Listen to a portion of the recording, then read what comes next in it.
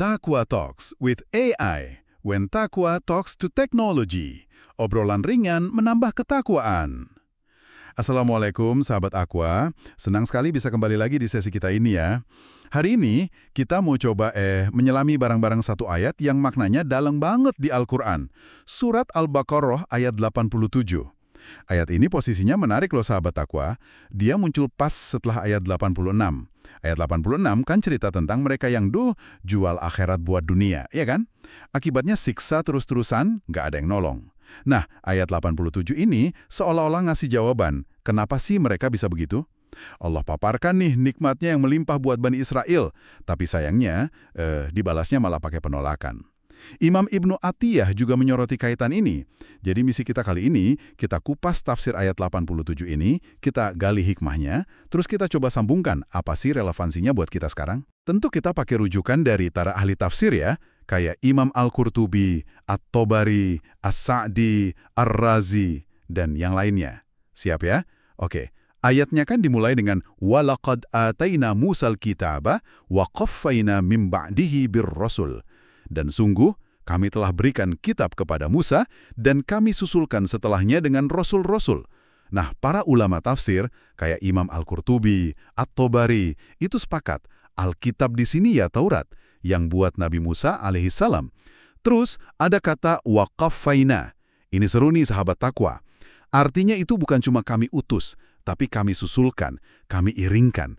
Asal katanya dari qaffa, itu tengkuk leher belakang. Jadi bayangin aja para rasul itu datangnya nyusul, beriringan, ngikutin jejak satu sama lain. Kayak jalan bareng gitu. Iya, betul. Seolah-olah ada kesinambungan gitu ya.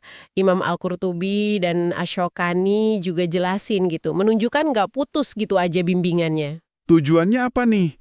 Kata Imam Al-Qurtubi sama At-Tabari, Allah Subhanahu wa Ta'ala utus rasul-rasul ini berturut-turut setelah Nabi Musa alaihissalam ya buat jaga ajaran Taurat. Biar Bani Israel tetap pegangan sama Taurat itu sampai zamannya Nabi Isa alaihissalam nanti.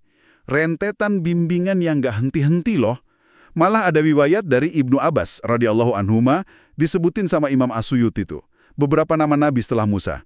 Ada Asy-Syamuil, Sya'ya, Hizkil, Armia yang katanya ada yang bilang itu Al-Hidir. Sampai Nabi Daud dan Isa alaihimussalam. Ini benar-benar menegaskan gimana Allah nggak biarin mereka gitu aja tanpa panduan. Itu poin penting banget. Konsistensi risalahnya itu luar biasa. Rentetan nabi loh diutus khusus buat Bani Israel. Ini kan nunjukin rahmat Allah Subhanahu wa Ta'ala yang gede banget. Bimbingannya ada terus. Walau ya kita tahu ya sejarahnya mereka sering melenceng. Ini pelajaran juga ya soal kesabaran Allah, kasih sayangnya yang nggak terbatas, selalu aja dikasih kesempatan. Benar banget. Nah, setelah nyebut rasul-rasul secara umum, ayatnya langsung fokus ke Nabi Isa alaihissalam. Bunyinya, wa ataina Isa ibn Maryam al-bayyinati wa ayyadnahu biruhil kudus. Artinya, dan kami berikan kepada Isa putra Maryam al-bayyinat, bukti-bukti nyata. Dan kami perkuat dia dengan Ruhul Kudus. Oke, al-bayyinat ini apa sih? Para mufasir kayak At-Tabari, Al-Qurtubi, ngutip Ibnu Abbas radhiyallahu anhuma, itu jelasin ini tuh bukti kebenaran yang jelas banget. Ya mukjizatnya Nabi Isa alaihissalam. Kita kan sering dengar ya kisahnya, menghidupkan orang mati, nyembuhin yang buta dari lahir, sakit kusta, bikin burung dari tanah terus ditiup, hidup, bahkan ngasih tahu apa yang disimpan di rumah. Tentu semua izin Allah ya, termasuk Injil itu sendiri juga bayinat. Wah, ini bukti yang susah banget dibantah mestinya. Lalu ada wa'ayyadnahu, artinya kami kuatkan, kami tolong dia. Ini support spesial lah dari Allah Subhanahu wa Ta'ala buat Nabi Isa alaihissalam. Ulama kayak Al-Wahidi, Ibnu Al-Jauzi juga jelasin ini. Nah, penguatannya ini biruhil kudus, dengan Ruhul Kudus. Siapa atau apa sih Ruhul Kudus ini? Nah, di sini ada beberapa penafsiran yang menarik dari para ulama. Pendapat mayoritas nih, yang didukung banyak dalil kuat kayak At-Tabari, Al-Qurtubi, Ar-Razi, itu meyakini Ruhul Kudus itu malaikat Jibril alaihissalam. Salah satu buktinya yang sering banget dikutip itu kisah sahabat penyair Hasan bin Thabit radhiyallahu an. Pas beliau ngebela Nabi Muhammad SAW pakai syair, Rasulullah doain, "Ya Allah, kuatkan dia dengan Ruhul Kudus." Di riwayat lain disebutin itu Jibril. Kenapa Jibril disebut ruh? Ya, mungkin karena agama jadi hidup pakai wahyu yang dibawa beliau, kayak badan hidup karena ruh, atau karena penciptaannya yang istimewa. Kalau Al-Qudus sendiri artinya bisa kesucian, bisa keberkahan. Tapi ada juga sih pandangan lain, walau nggak sekuat yang mayoritas tadi. Sebagian ulama diriwayatin dari Ibnu Abbas juga bilang Ruhul Kudus itu Ismul Azam, nama Allah teragung, yang dipakai Nabi Isa buat bikin mujizat. Ada lagi yang nafsirin itu kitab Injil itu sendiri. Kan Al-Quran juga disebut ruh ya, yang ngasih kehidupan petunjuk. Bahkan ada yang ngaitin sama ruh khusus yang ditiupin pas penciptaan Nabi Isa alaihissalam. Tapi intinya tetap sama sih, Nabi Isa itu dapat dukungan, dapat penguatan yang luar biasa banget dari Allah. Betul. Dukungan sejelas itu, bukti senyata itu, logikanya kan siapa sih yang nggak bakal percaya? Tapi, disinilah ironinya, yang ngebawa kita ke bagian ayat selanjutnya. Nah, ini dia klimaksnya. Isinya teguran keras. Ayatnya kan, afakullama ja'akum rasulun bima la tahwa anfusukum mustakbartum. Artinya, maka apakah setiap kali datang kepadamu seorang rasul membawa sesuatu yang tidak sesuai dengan hawa nafsumu, kamu lalu menyombongkan diri? Perhatian deh gaya bahasanya sahabat takwa. Mulainya pakai afa. Apakah maka? Ini bukan hanya biasa loh. Ini pertanyaan retoris, isinya celaan, taubih, kata para ulama kayak Al-Baghi, Ibnu Atiyah, sekaligus penegasan, kok kelakuan kalian gini terus sih? Dan akar masalahnya apa? Disebut jelas banget, fabima la tahwa anfusukum. Karena ajaran itu nggak sesuai sama hawa nafsu kalian.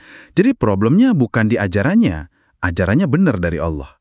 Tapi karena nggak cocok sama selera mereka, nggak cocok sama keinginan kepentingan pribadi mereka, itu loh. Kata hawa nafsu ini, penting banget kita pahami. Imam Al-Qurtubi jelasin, di Quran, kata ini seringnya ya buat nunjuk kecondongan pada yang nggak benar, yang buruk. Kenapa hawa? Karena bisa yahwi, ngejerumusin orangnya. Walaupun ada sih konteks hawa yang netral atau positif, kayak pas Aisyah radhiyallahu anha bilang ke Nabi soal wahyu yang cepat turun sesuai keinginan hawakah beliau. Tapi di ayat ini udah jelas banget, hawa di sini tuh nafsu liar yang ngelawan kebenaran. Terus apa reaksi mereka pas kebenaran nabrak hawa nafsu? Istakbartum, kalian menyombongkan diri. Sombong, ini kuncinya. Mereka nolak itu bukan karena argumen loh, tapi karena ngerasa lebih hebat ngeremehin utusan Allah. Nggak mau ninggalin zona nyaman, tradisi yang salah, atau ya kepentingan duniawi mereka. Imam As-Sadi sama Ar-Razi nekenin banget, istikbar, sombong ini penyakit utamanya. Akibatnya ngeri sahabat takwa. Ayat ini rinciin dua respon rusak mereka. Pertama, fakadzabtum fariqan, sebagian rasul kalian dustakan. Mereka bilang Nabi Isa alaihissalam pembohong, penyihir. Mereka juga dustain Nabi Muhammad SAW, padahal katanya mereka kenal ciri-cirinya dari kitab mereka sendiri. Mendustakan itu langkah awal penolakan. Yang kedua, lebih parah lagi, wa fariqan taqtulun, dan sebagian yang lain kalian bunuh, membunuh para nabi. Sejarah kan nyatat kekejian mereka ke Nabi Zakaria, Nabi Yahya alaihissalam misalnya. Ini udah puncak banget pembangkangan sama kejahatannya. Ada detail menarik di sini loh. Buat mendustakan, ayatnya pakai bentuk lampau. Katsdabtum, kalian telah dustakan. Tapi buat membunuh, dipakainya bentuk mudhari, sedang atau akan terjadi. Taktulun, kalian sedang atau akan bunuh. Kenapa ya beda? Imam Ar-Razi Al-Baydawi ngasih beberapa penjelasan sih. Salah satunya, ini biar kengerian perbuatan itu kayak kejadian sekarang aja gitu, di depan mata. Biar lebih terasa dampaknya. Istilahnya istihdar as-surah. Bener. Penjelasan lain yang menurutku menarik juga, bentuk taktulun ini nunjukin kalau niat jahat, kecenderungan buat bunuh Nabi, itu kayak udah jadi karakter mereka.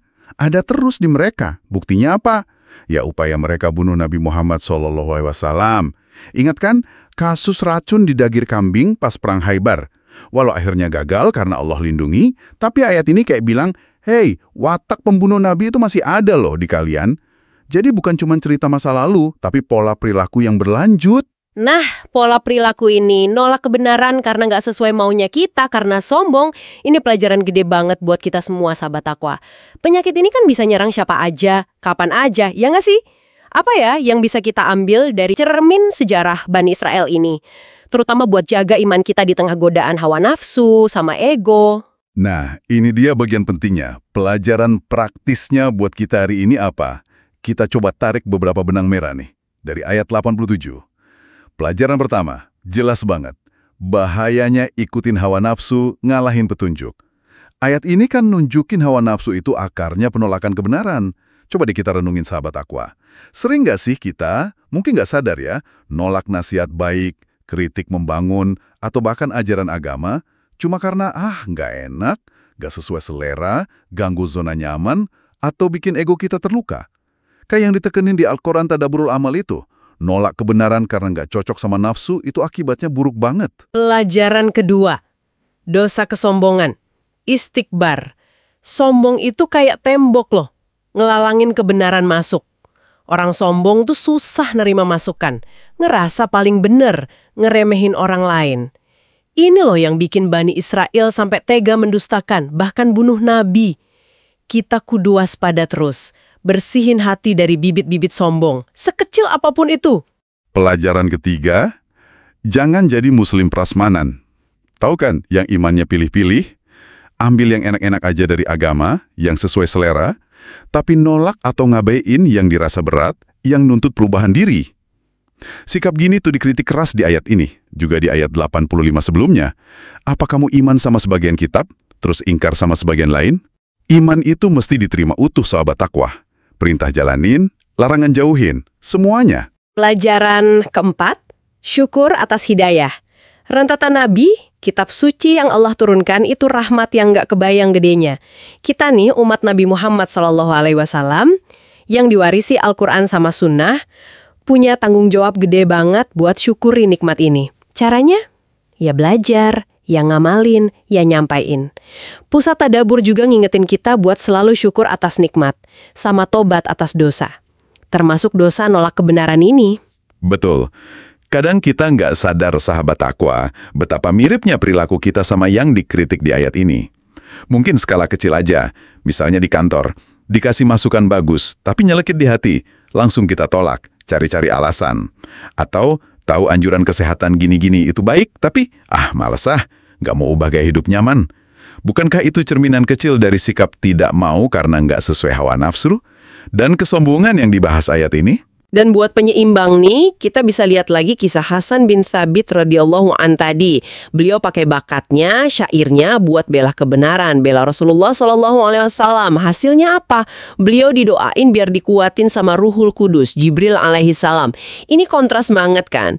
Yang satu nolak kebenaran karena nafsu dan sombong, akhirnya celaka. Yang satu bela kebenaran dengan tulus, malah dapat dukungan ilahi. Ini bisa jadi inspirasi buat kita sahabat Taqwa. Gimana kita pakai potensi kita di jalan yang benar. Jadi sahabat Taqwa, kesimpulan dari penjelajahan kita di surat Al-Baqarah ayat 87 ini jelas banget ya, betapa bahayanya kalau kita biarin hawa nafsu dan kesombongan jadi penghalang kita nerima kebenaran. Pentingnya kita nerima ajaran Islam secara utuh dan kewajiban kita buat selalu bersyukur atas nikmat hidayah Al-Quran dan Sunnah yang Allah Subhanahu wa Ta'ala anugerahkan ke kita. Sebagai penutup, mungkin ada satu pertanyaan ya buat kita renungkan bareng-bareng. Ayat ini kan nyorotin penolakan gara-gara ajaran Nabi nggak sesuai hawa nafsu. Gimana ya caranya biar kita bisa latih diri kita, didik nafsu kita, supaya dia justru condong, cinta, rindu sama apa yang sesuai dengan kebenaran ilahi, bukan malah ngelawan. Langkah praktis apa nih yang bisa kita mulai lakuin hari ini, biar hawa kita tunduk sama hidayah, bukan sebaliknya. Ini PR buat kita semua kayaknya. Terima kasih banyak sudah menyimak obrolan kita kali ini ya, sahabat Taqwa. Semoga ada manfaat yang bisa diambil, nambah ilmu, dan yang paling penting, nguatin ketakwaan kita semua. Amin. Taqwa Talks with AI, when Taqwa talks to technology. Obrolan ringan menambah ketakwaan.